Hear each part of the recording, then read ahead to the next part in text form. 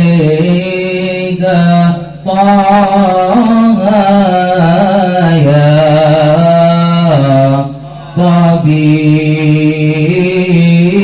طبيبي السلام عليك السلام عليك زين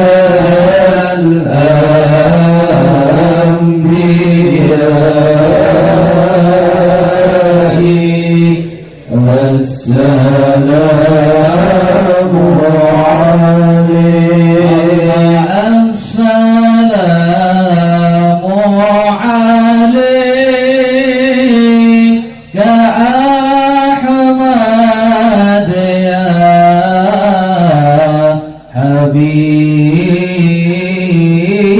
حبيبي السلام عليك السلام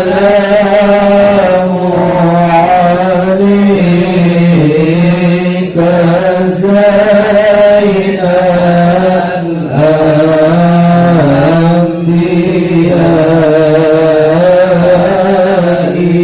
الأنبياء السلام عليك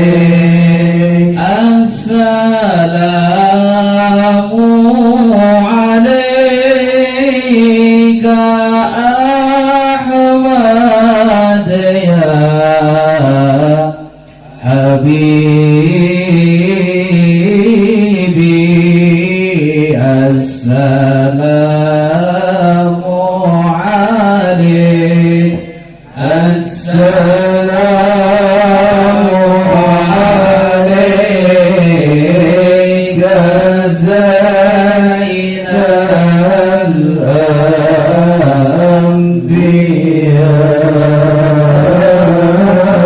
الأنبياء السلام عليك محمد يا رسول الله سلام عليك يا رفيع الشان والدرج يا رسول الله سلام عليك يا رفيع الشان والدرج عطفة يا جيرة العالم يا أمين الجود والكرم يا رسول الله سلام عليك يا رفيع الشان والدرج يا رسول الله سلام عليك يا رفيع الشان والدرج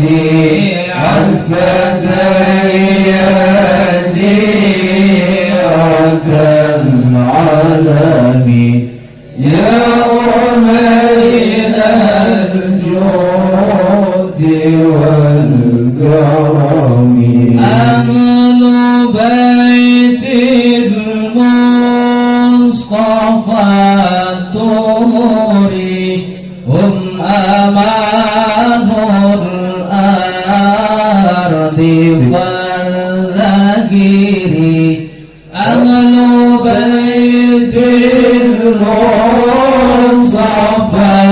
الطهور هم أمان الأرض فالذكر شبههم بالأنجم الزهر مثل ما قد جاء في سننه يا رسول الله سلام عليك يا رفيع الشان والدرج يا رسول الله سلام عليك يا رفيع الشان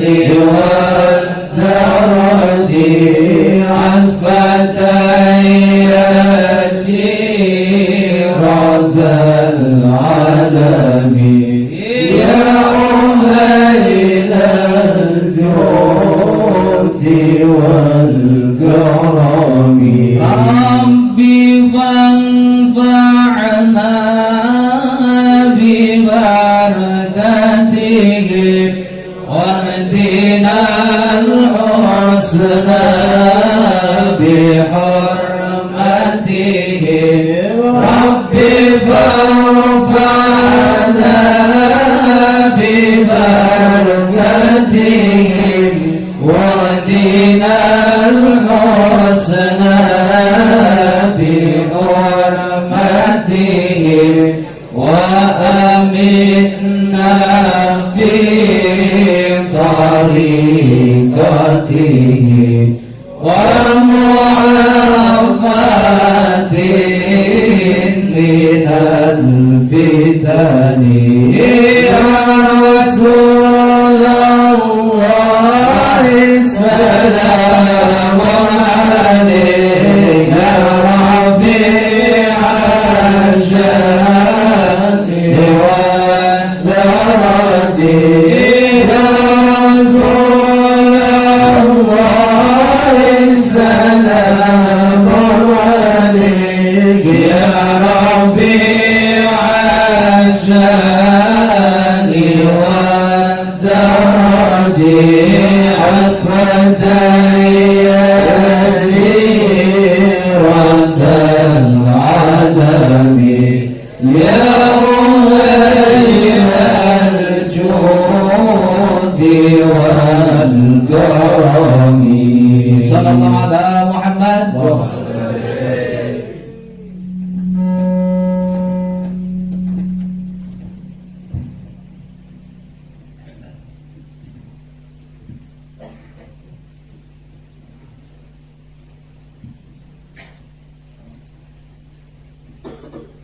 اللهم صل وسلم على سيدنا محمد وعلى آل سيدنا محمد. الحمد لله الذي أنار الوجود بطلعة خير البرية سيدنا محمد. أنار الوجود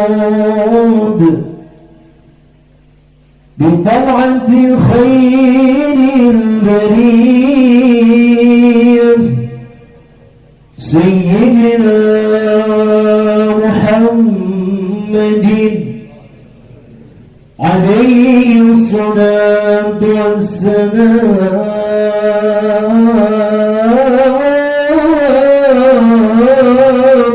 قالوا أنار الوجود بطلعة خير البرية سيدنا محمد عليه الصلاة والسلام.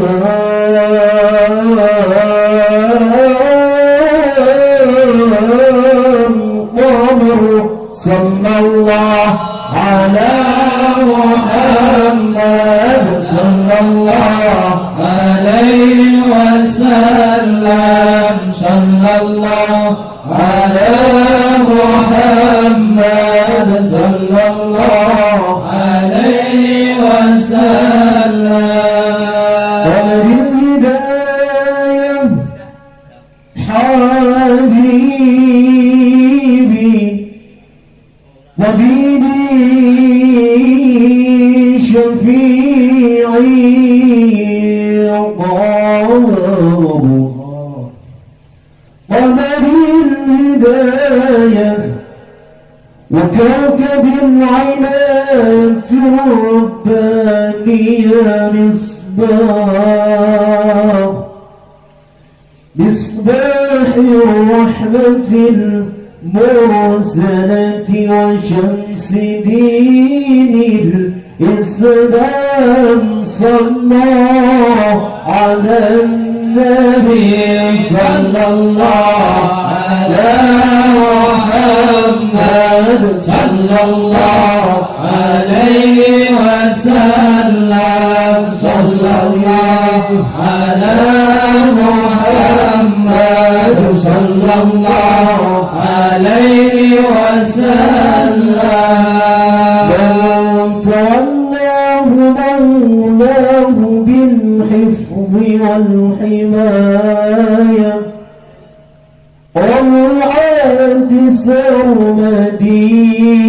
سرمدية وأعلى مقامه فوق كل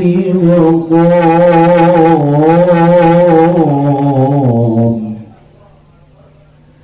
وفضله على جميع الأنبياء والمرسلين ذوي المراتب العلية فكان حبيبي للأولين مبدأ وللختام وللآخرين ختام صلوا على النبي صلى الله على محمد صلى الله عليه وسلم صلى الله على محمد صلى الله عليه وسلم وشرف أمته على الأمم السابقة القبلية فنالت بحبيبها فنالت بطبيبها فنالت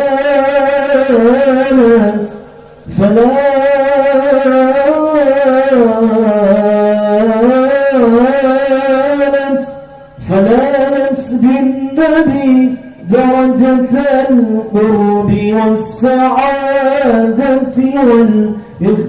والاغترام صلوا على النبي صلى الله على محمد صلى الله عليه وسلم صلى الله على محمد صلى الله عليه وسلم وأرسل في تشريف الله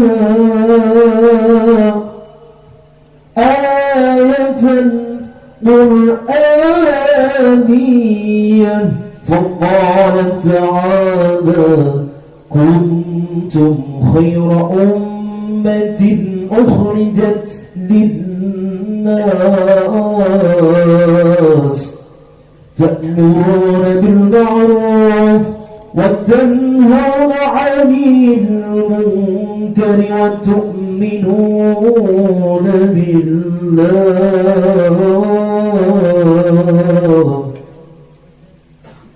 أحمده تعالى أن جعلنا إياكم من هذه الأمة المحمدية الفائزة بالوصول إلى دار السلام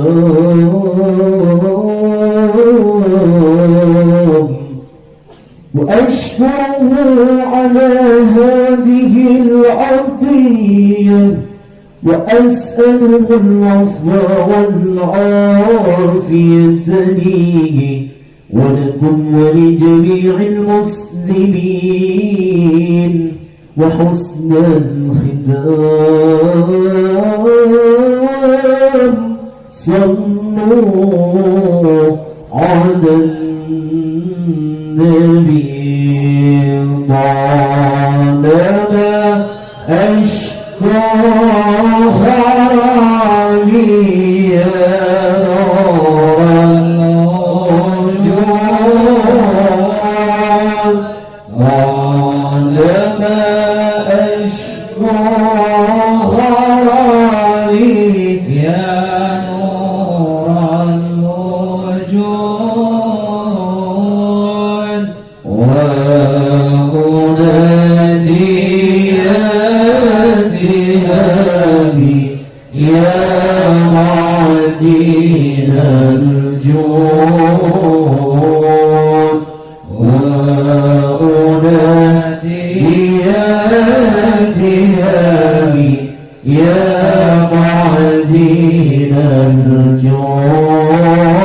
الجود طالما أشكو غرامي يا نور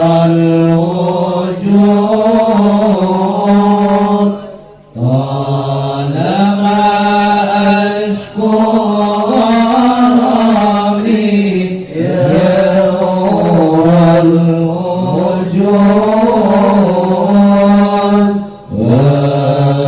وأنادي يا ذهابي يا معدن الجود وأنادي يا ذهابي يا معدن الجود يا طراز الكون إني عشق مستهاب يا طراز الكون إني عشق مستهاب مغرم والمدح فني مغرم والمدح فني مغرم والمدح فني يا بدر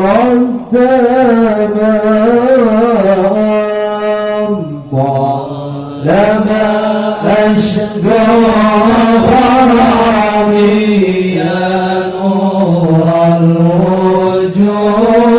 الوجود طالما أشكو غرامي يا نور الوجود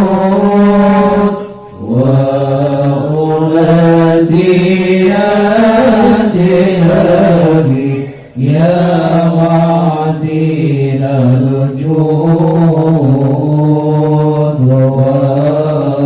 وأنادي يا ذهابي يا معدن الجود يا سراج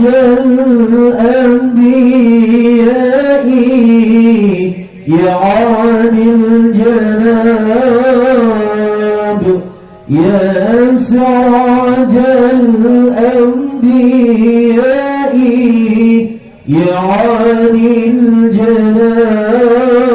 الجناب يا إمام الأتقياء يا إمام الأتقياء يا إمام الأتقياء إن قلبي باب طالما أشكو غرامي يا نور الوجود طالما أشكو غرامي يا نور الوجود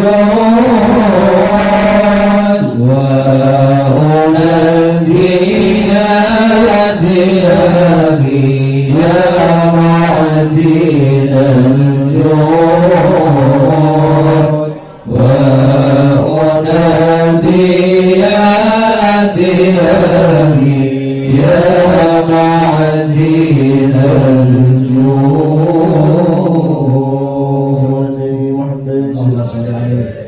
اللهم صل وسلم وبارك عليه وعلى آله.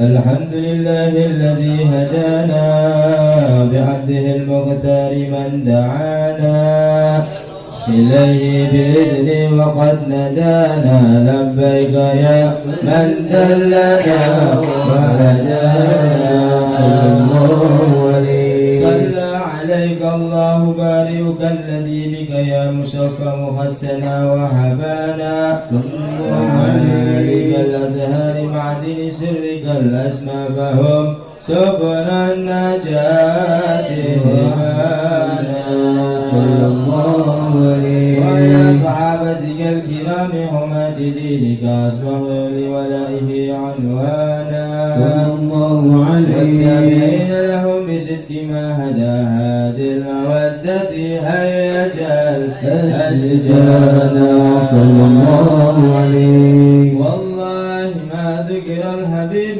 لدى المحبة إلا ودها وإلها نشوانا صلى الله عليه. المحبون الذين عليهم بدن النفوس مع النباء سهانا صلى الله عليه. لا يسمعون بذكر طه المصطفى إلا به انتعشوا وأذهب رانا صلى الله عليه. احتاجت الأرواح تشتاق اللقاء وتحن تشأل ربها الرضوانا صلى الله عليه. أهل المحبين كذا فاسمع إلى شعر المشفع ورد في الأدانا صلى الله عليه. وانسد الأوصاف ضها المستبى وعذر لقلبك يمتلئ رضوانا يا ربنا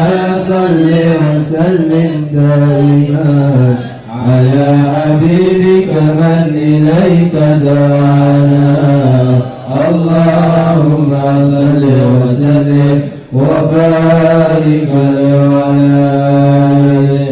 اللهم صل وسلم وبارك عليه وعلى آله.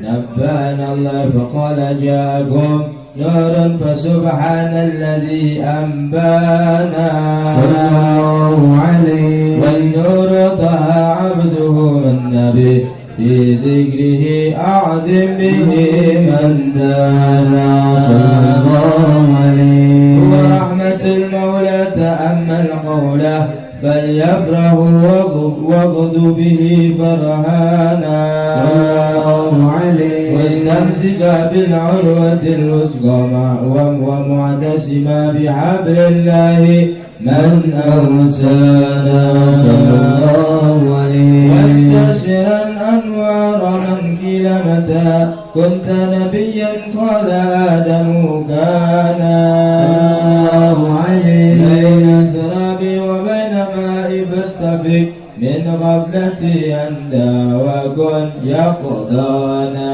صلى الله عليه. واعبر إلى أسرار ربي لم يزل ينقلني بين الخيار مصانا صلى الله عليه.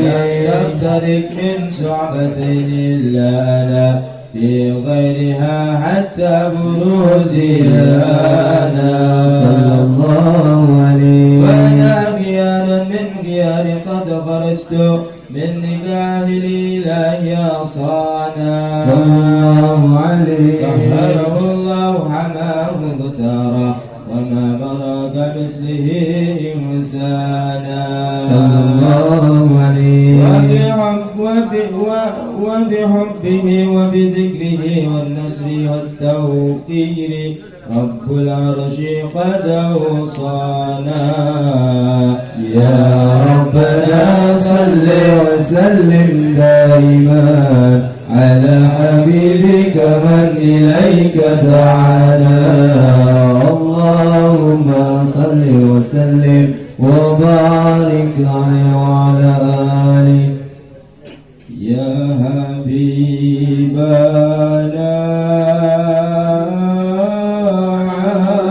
علي سيد يا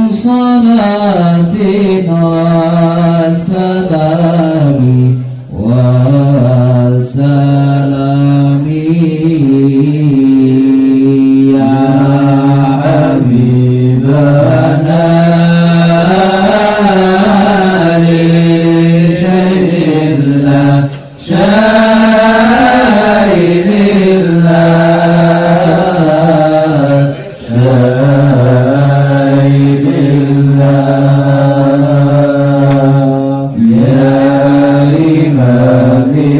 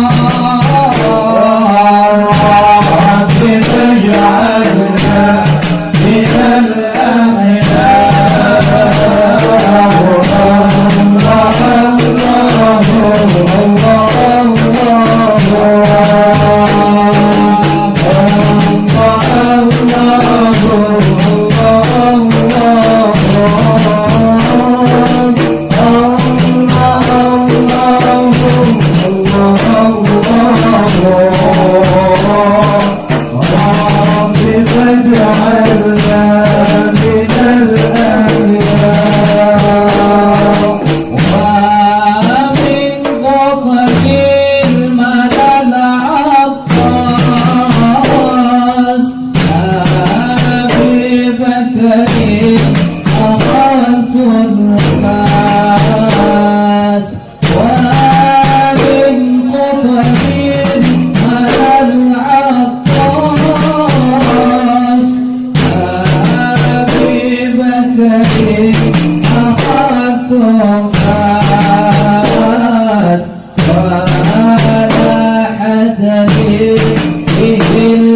الأسرار رب فاجعلنا من الأخيار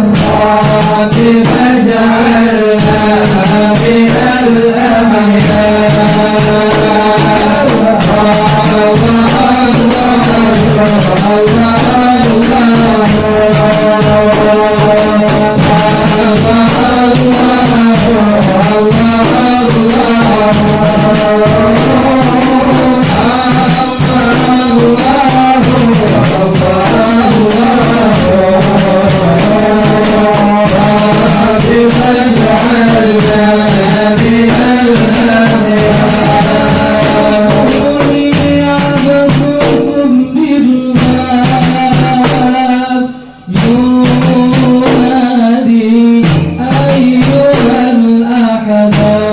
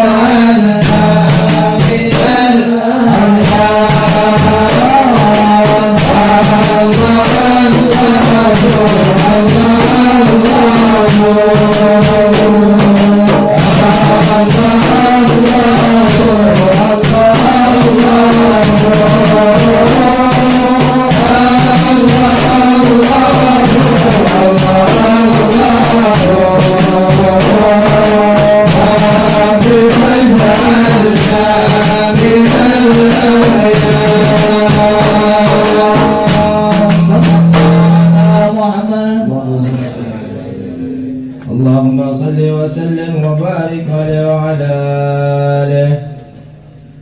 هذا وقد نصر الإله نعوته في الكتب بما لنا تبيانا صلى الله عليه. أخذ ميثاق النبيين لما آتيتكم من حكمتي إحسانا صلى الله عليه. وجاءكم رسولنا لتؤمنن وتنصرون وتصبحون أعوانا صلى الله عليه. قد بشروا أقوامهم بالمصطفى عاد بذلك رتبة ومكانا فهو وإن جاء الأخير مقلم يمشون تحت لواء من ندانا يا أمة الإسلام أولو شافع ومشفع أنا قلت لا أتوانا حتى أنادى ارفع وسل تعطى وقل يسمع لقولك نجم فخرك بانا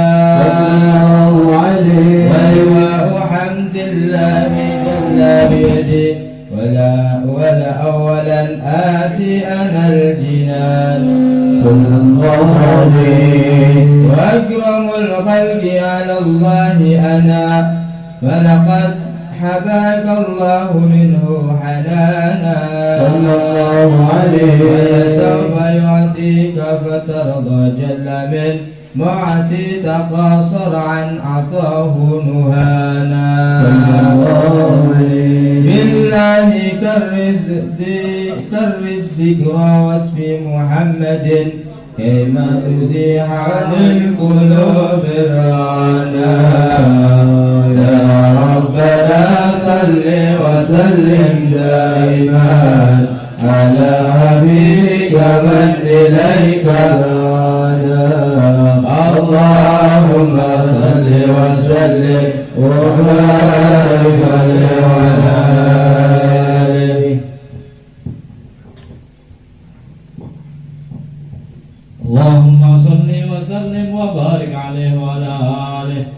لما دنا وقت بروز أحمد عن إذن ما شاءه قد كان صلى الله عليه. الأمينة بنت وهب من لها على الإله مكانا صلى الله عليه. والد المختار عبد الله بن عبد المطلب رأى البرهان صلى الله عليه. نور طه وجهه وسرى إلى الابن المسون عيانا صلى الله عليه. وابن هاشم الكريم الشهم بن عبد مناف بن قسي كان صلى الله عليه. ذلك يدعى حكيما شأنه قد اعتلى عزز بذلك شانا صلى الله عليه. وقد وصول المصطفى حتى ترى في سلسلات وصوله أدنانا صلى الله فهنا عليه. يقف واعلم برفعه إلى إسماعيل كان لأب مهوانا صلى الله عليه. حينما حملت به أمينة لم تشك شيئا يأخذ النسوانا صلى الله عليه. أعطى اللطف من رب السماء أقصى الأذى والهم والأحزان صلى الله عليه. ورأت كما قد جاء ما علمت به أن المهيمن شرف الأكوان صلى الله عليه في بطنها فاستبشرت ودان المحاض فأسرعت رضوانا سبحان الله والحمد لله ولا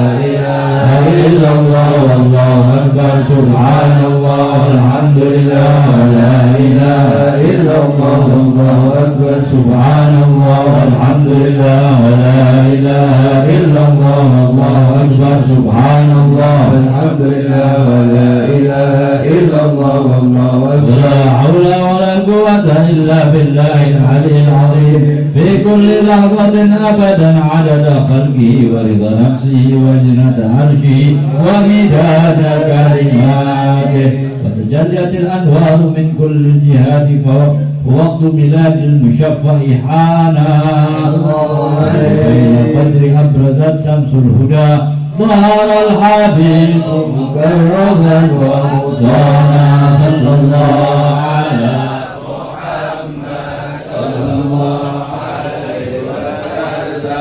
صلى الله على محمد يا ربي صل وسلم يا نبي السلام عليك يا رسول السلام عليك يا حبيب السلام عليك يا رسول الله صلوات الله عليك يا نبي السلام عليك يا رسول السلام عليك يا حبيب السلام عليك يا رسول الله صلوات الله عليك أخرج الله الشفاعة صاحب القدر المرفع فمن النواحي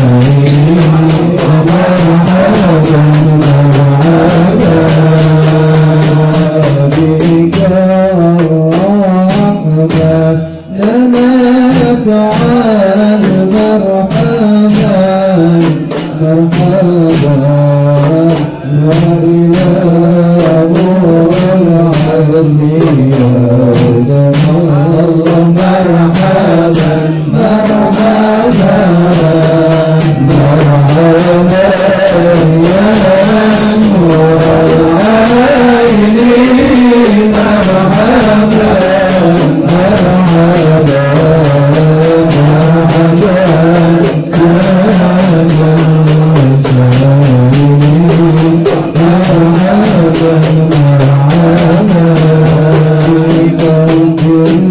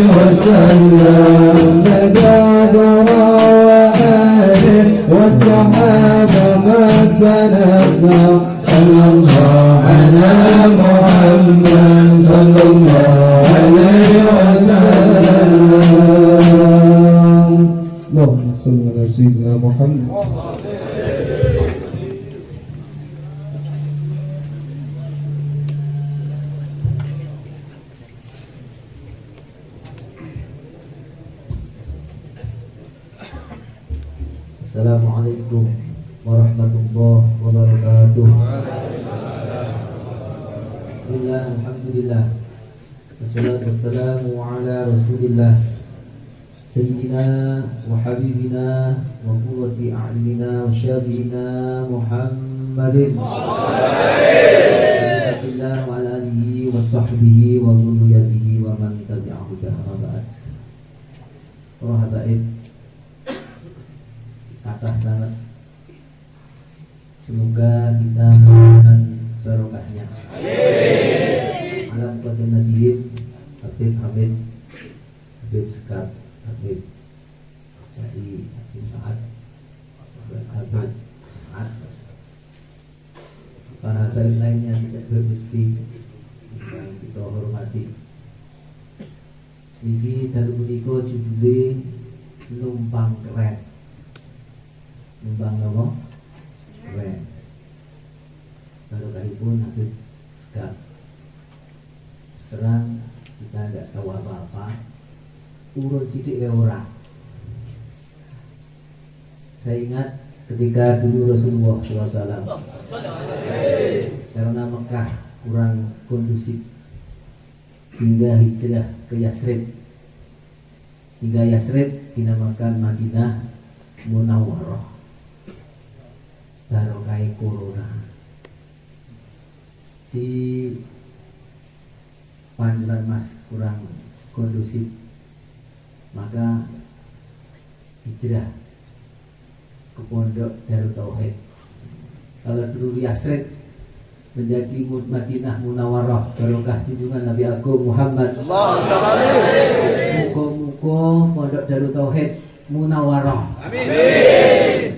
Barokahnya sehingga kita muga-muga koyok sahabat Ansor. Amin. Loyal kepada habaib sehingga selalu serta kepada habaib. Amin. Allahumma amin. Sehingga kita pondok kita oleh barokah kabeh. Amin.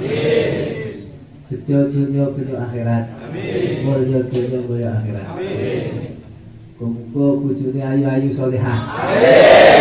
Barokah habaib. Mungkin ini saja yang kita sampaikan.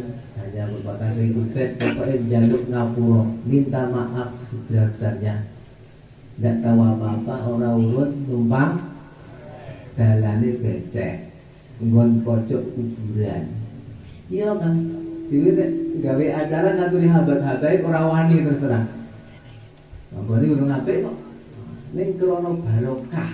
Ini barokah. Barokah iki barokah. Yasrib yang dulu itu tidak ada yang menjamah, sehingga dinamakan Huma. Yasrib kerawuhan junjungan Nabi Agung Muhammad Madinah Munawwarah. Muga-muga Darut Tauhid munawwar. Demikian yang kita sampaikan. Mau itu hasanah tausiah kepada Habib Hamid kita serahkan barokahnya. Fadhal. Assalamualaikum warahmatullahi wabarakatuh.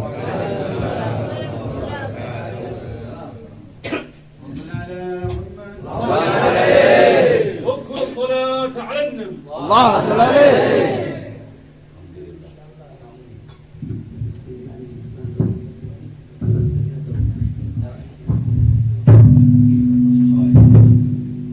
Bismillahirrahmanirrahim. Alhamdulillahirabbil alamin. Salatu wassalamu ala sayyidi rasulil alamin Sayyidina Muhammad ibn Abdullah wa ala alihi wa sahbihi wa man wala amma ba'du. Hadratul muhtaramin wal mukarramin jami'al habaib, wabil khusus akhina al-karim ibn al-karim al-habib Segaf al-Attas wa waladih al-habib Agil bin Segaf al-Attas, al-habib Rajai al-Jufri, al-habib As'ad Ba'bud, wal-habib Lutfi al-Jufri, wal-habib Abdurrahman bin Yahya sahibul majlis wa sahibul ma'had Darut Tauhid wa jami'il ikhwani al-jalisin fi hadzal ma'hadil mubarak. Alhamdulillah, kita bersyukur kepada Allah Subhanahu wa taala yang sudah melimpahkan kepada kita rahmat dan hidayahnya. Dan kita bersyukur pula kepada Habib Segaf yang sudah mengundang kita seluruh panitia. Lebih-lebih saya tambah bersyukur lagi kedatangan guru kita Habib Rajai. Karena itu ikhwani, kalau saya bicara di depan Habib Rajai kok ketoknya kurang pas gitu. Ini hallnya salah satu, ini hallnya masih ada saudaranya dengan Habib Rajai. Kita pasrahkan bersama-sama untuk ceramah memberikan nasihat kepada kita semua. Insyaallah kita dari Al-Habib Rajai bin Ghazi Al-Jufri. Kepada beliau waktu dan tempat kita persilakan. Shalawat Allahumma shalli ala Muhammad.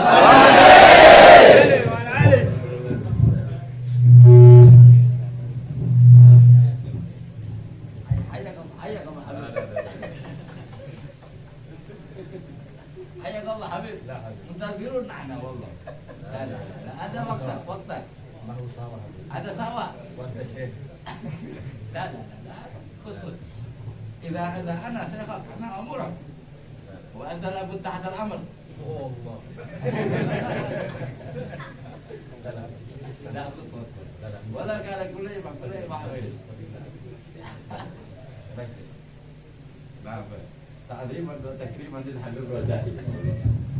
طبعا هذا dia Ustaz. Ini saya nurut sama beliau ya. Bismillahirrahmanirrahim. Pada malam hari ini kita semua termasuk diberkahi oleh Allah. Kumpulkan tadi sudah kita cerita. Ini seperti Madinatul Munawwarah. Mudah-mudahan kita kumpul di Madinah Munawwarah. Amin. Bagaimana tidak? Beliau sudah mengungkapkan pertama kali. Dulu Yathrib sebelum kedatangan Rasulullah Shallallahu Alaihi Wasallam adalah kota yang banyak dijauhi oleh kaum Quraisy. Kota yang di dalamnya terdapat ratusan Yahudi yang siap untuk membunuh Rasulullah Shallallahu Alaihi Wasallam. Dengan berselangnya waktu dan dengan adanya takdir dari Allah Subhanahu Wa Taala, dengan keadaan kota Mekah yang tidak semakin kondusif seperti yang diceritakan oleh kiai kita. Alhamdulillah Rasulullah pindah ke sebuah kota yang bernama Yathrib dan berganti nama Yathrib menjadi Madinatul. Pertanyaan ini jadi kita ini buat kita. Ini Darut Tauhid di desa apa namanya? Jurang. Jadi Yathrib jadi jurang.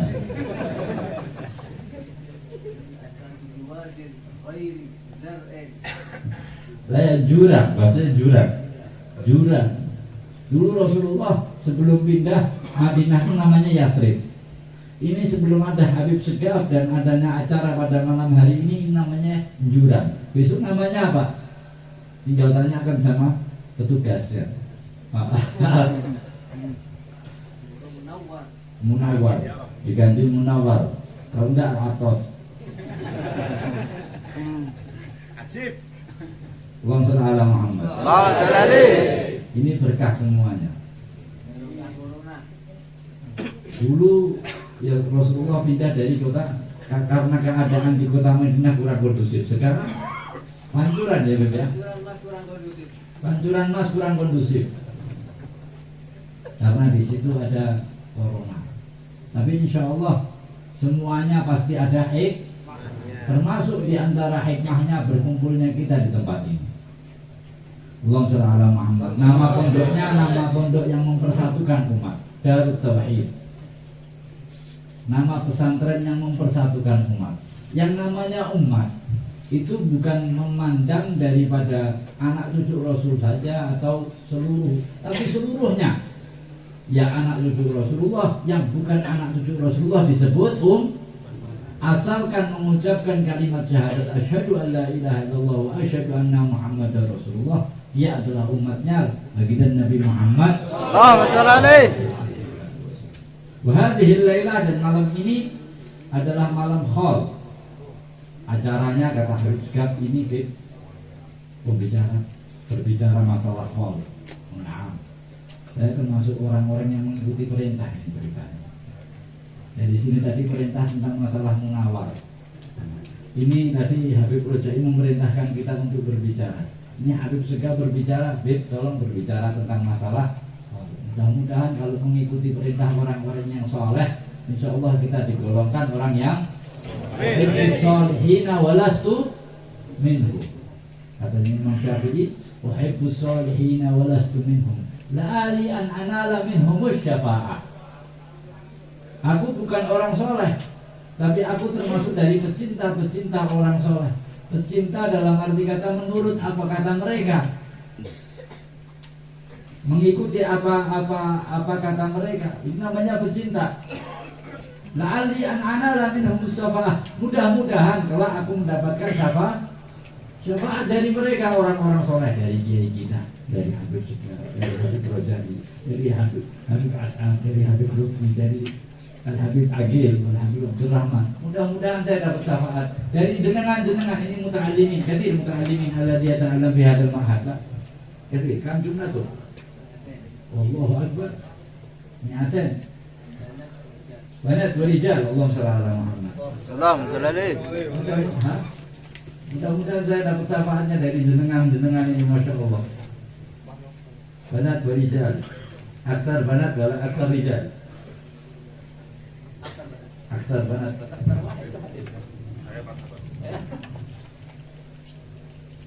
Nah, martabat.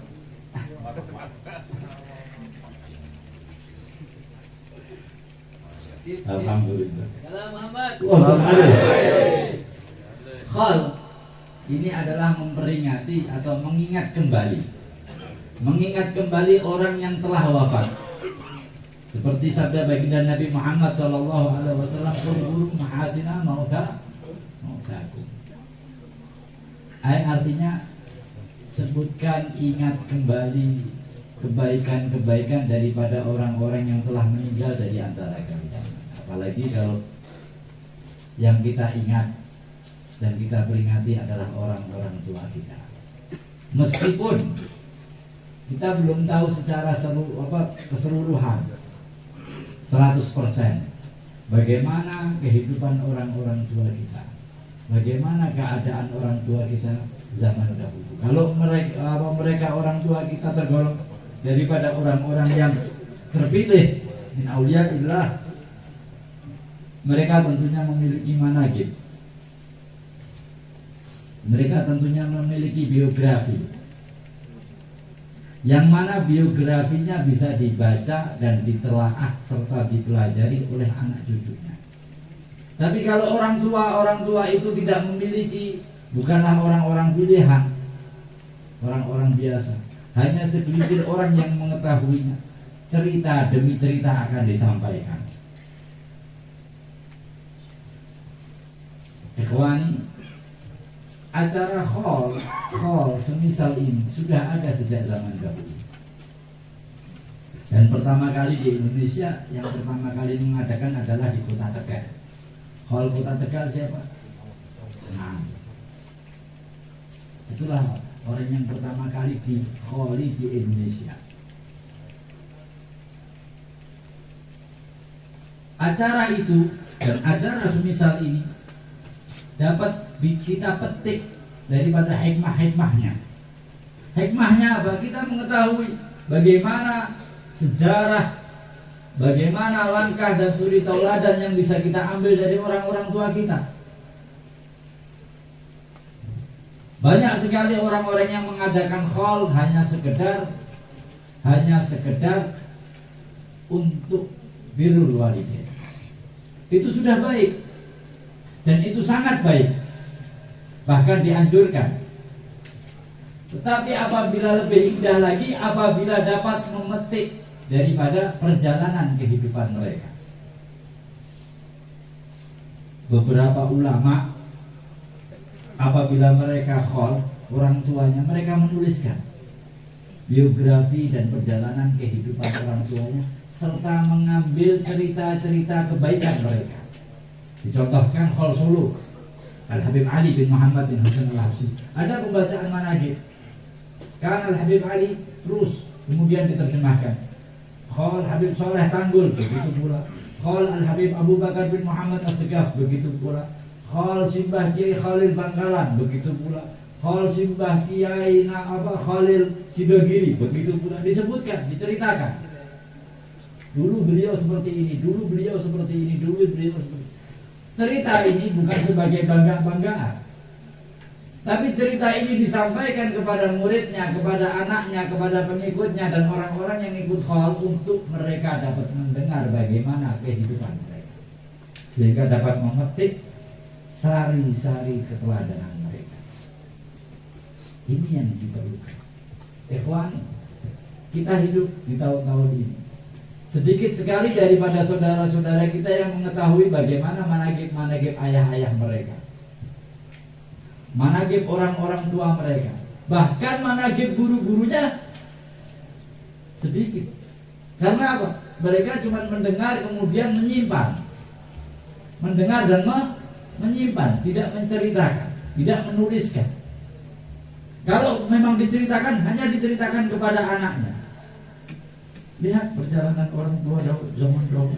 Mereka menulis. Untuk apa? Agar anak-anak cucunya dapat, agar semua keluarganya dapat meneladani dan mencontoh. Al-Habib Hasan bin Ahmad Baharud tulis. Al-Habib Husain, banyak. Mereka anak-anaknya semua nulis perjalanan kehidupan yang baik. Karena sesuai dengan perintah baginda Nabi Muhammad SAW, mahasina maujah. Apa mahasin? Hal-hal yang baik, hal-hal yang untuk dapat dipetik dan dapat dibaca. Sebagaimana yang dibacakan di dalam qasidahnya Al-Habib Ali bin Muhammad bin Hasan Al-Habsyi di dalam buku Maulid Syamsul Duror yang warna hijau, insyaallah ada itu. Bahkan man qad ra'ahum aw man ra'ah. Sungguh beruntung bagi orang yang melihat. Orang yang melihat ini siapa? Anaknya, muridnya langsung, atau orang yang telah melihat orang yang melihat. Terus. Karena apa? Mereka mempelajari. Mereka mengambil sari, mereka menteladani. Begitu juga bagi kita. Insyaallah muta'alim, para santri-santri yang masya Allah. Jadikan kehidupanmu itu memiliki satu hal yang bisa dituliskan kembali oleh anak-anaknya. Jadikan kehidupan kita suatu hal yang bisa dituliskan oleh anak-anak kita, yang bisa diambil sarinya oleh anak-anak kita. Ingat, kalau kita berbicara masalah khol, kita tentunya berbicara tentang masalah kematian. Kita tentunya berbicara masalah kematian. Dan kebetulan sekali dengan takdirnya Allah Subhanahu wa taala, kita ada yang meninggal. Di sebelah kita ada yang sedang wafat. Semoga Allah Subhanahu wa taala mengampuninya. Amin. Mengangkat derajatnya. Amin. Allah menjadikan kuburnya daripada raudhatun min riyadin. Amin ya rabbal alamin. Nah, kita berbicara tentang kematian. Di acara khol ini setelah kita mengingat tentang akhlak mereka, kita mengingat tentang bagaimana kebaikan mereka, tentunya kita akan kembalikan kepada diri kita. Kita ini sudah seperti mereka atau belum? Diceritakan di dalam sebuah kitab Tadhkirun Nas karangan Al-Habib Umar bin Abdurrahman Al-Attas, Al-Habib Ahmad bin Hasan Al-Attas. Diceritakan di dalam kitab itu Al-Habib Hasan Al-Bahar, beliau berjalan menemui Al-Habib Abdurrahman Bafaqi, yang ketika itu Al-Habib Abdurrahman sedang menangis. Beliau silaturahmi ke rumah Habib Abdurrahman, dan Al-Habib Abdurrahman menangis. Dan dikatakan, wahai Habib Abdurrahman, kenapa engkau menangis? Maka Habib Abdurrahman mengatakan, aku mendengar suara orang yang ingin diingat oleh ayah dan oleh anak-anaknya. Ketika aku melewati satu kuburan, aku mendengar suaranya wen waladi, wen waladi, wen waladi. Di sebuah makbarah ada suara yang menyatakan, di mana anakku? Di mana anakku? Maka aku menangis. Maka Habib Hasan mengatakan, siapakah anaknya? Dan siapakah yang engkau sebutkan? Maka beliau Al-Habib Abdurrahman menyebutkan nama yang di dalam kitab itu tidak dituliskan, hanya dituliskan Al-Fulan bin Fulan. Al-Fulan bin Fulan, jadi tidak disebutkan namanya. Bukan, dia adalah salah satu tetangga daripada tetangga kami. Terus Habib Hasan bertanya, bagaimana akhlaknya, bagaimana kehidupannya? Maka beliau Habib Abdurrahman mengatakan, dia orang biasa, tapi beliau adalah orang yang selalu hadir ke majelis ta'lim kami. Maka Habib Hasan mengatakan kepada Habib Abdurrahman, ya Habib Abdurrahman, fadhal, sampaikan kepada anaknya kebaikan hadirnya dia ke majelis ta'lim, agar anaknya mengingat. Dari kitab ini, dari cerita ini, bisa kita tahu bahwa hanya menghadiri majelis ta'lim itu hendaknya disampaikan kepada anak. Agar apa? Agar anaknya mengingat, agar anaknya bisa menyebut, menceritakan. Ini adalah kebaikan-kebaikan mereka yang mana bisa menjadikan satu hal yang kebanggaan di hadapan baginda Nabi yang mulia Muhammad, dan bisa menjadikan sebuah suri toladan bagi anak. Bisa dipahami? Ikhwan, antum pelajar, antum santri, kalau antum biasa-biasa saja, eman-eman, baik, eman-eman, gajah meninggalkan gadingnya.